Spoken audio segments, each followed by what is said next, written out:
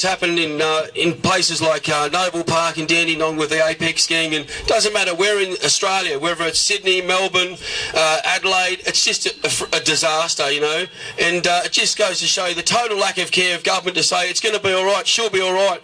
You know, you just got to accept these refugees that come from war zones, they bring in disease. We know that after 5 years of these refugees being in Australia, 85% of them are still on welfare.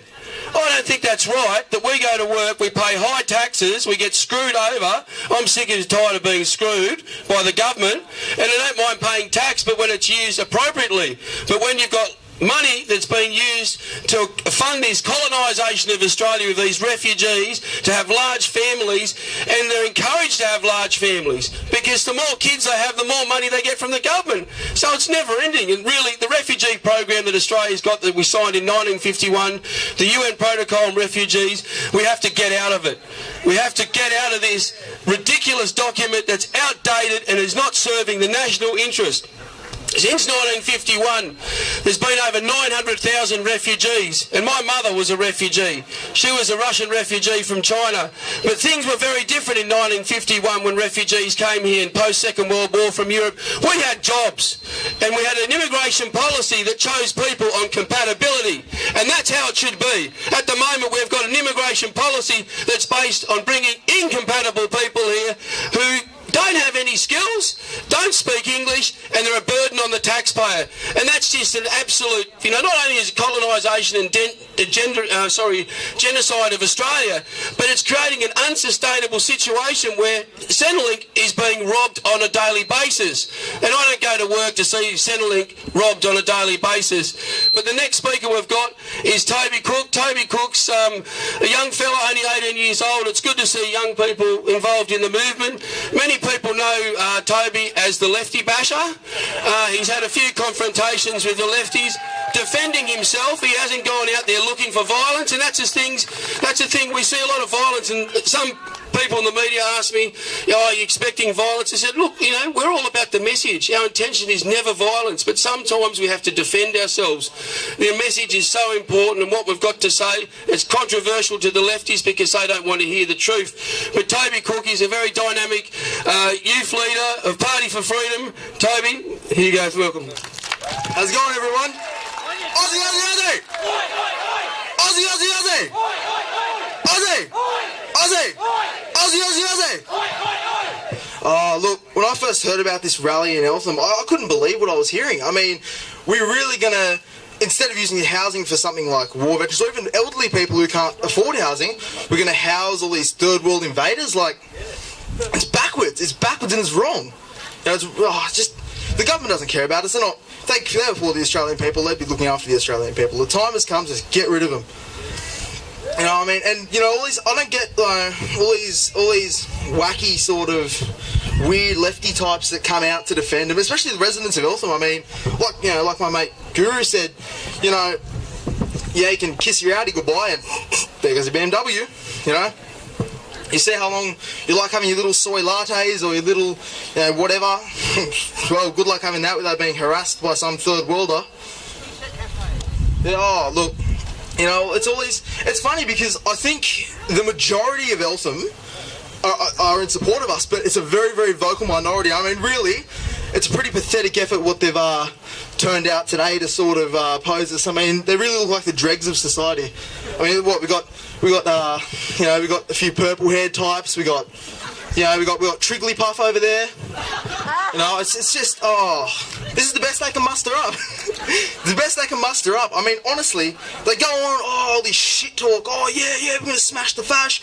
Right, we're going to drive them out of Eltham. We're going to make them, you know, regret coming to our hometown to preach their so-called hate or so-called fear. Well, I wouldn't call it fear. I call it pretty rational concern. But, I mean, look at what they're mustering up. Oh, well, that was a bit anticlimactic. Better luck next time, guys.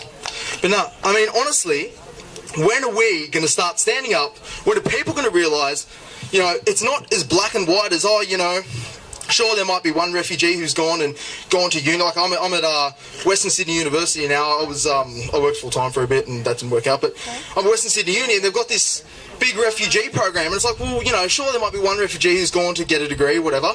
But look at all the others that have sat on welfare their whole lives, pumped kids out. You know, they just pump them out. You know, and it just, you know, look, that 80, like, you know, someone said, 85% of them are on welfare. Like, you know, we're not going to. How long are we going to foot the bill for this invasion? We're footing the bill for it. The Australian people are footing the bill for it. The Australian worker is footing the bill for it. You know, and it's so wrong that the left want to house the most vulnerable members of our society with these people who are proven to be, you know, they're third world. Like, well, you can take the refugee out of the jungle, but you can't take the jungle out of the refugee. You know, like, honestly, it's like, you know, I used to be a funeral director for a while, and do it on and off since I was 15. I spent a lot of time with the elderly. You know, I was always going to nursing homes, always, you know, doing arrangements and things, and they're so vulnerable.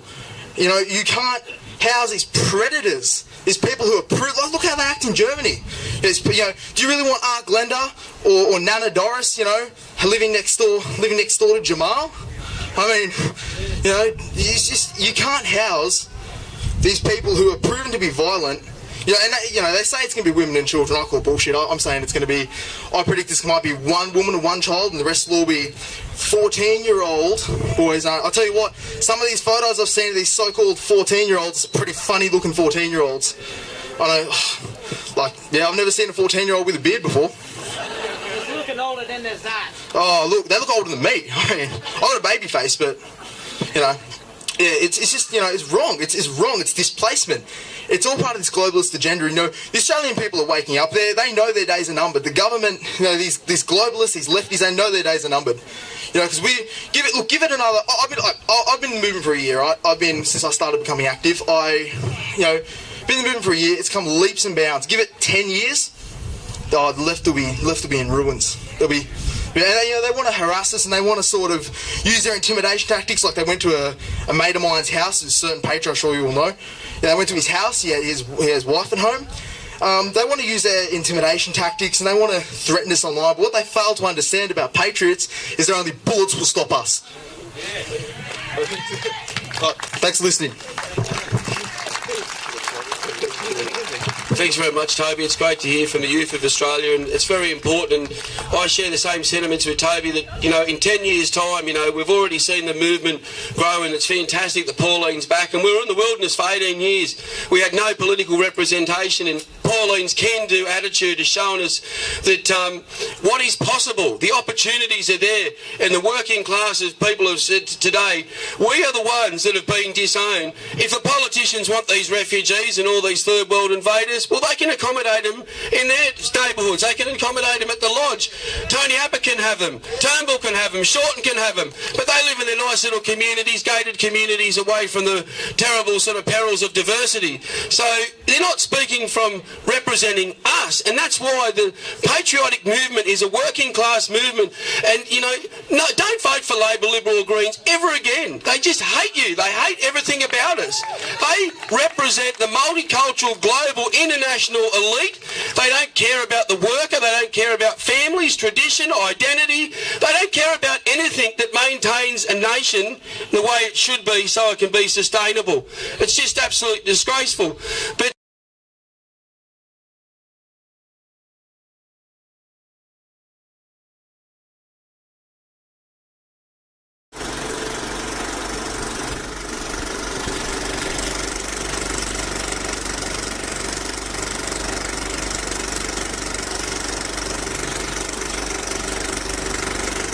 tune in tomorrow. Same bat time, same bat channel. Bye for now.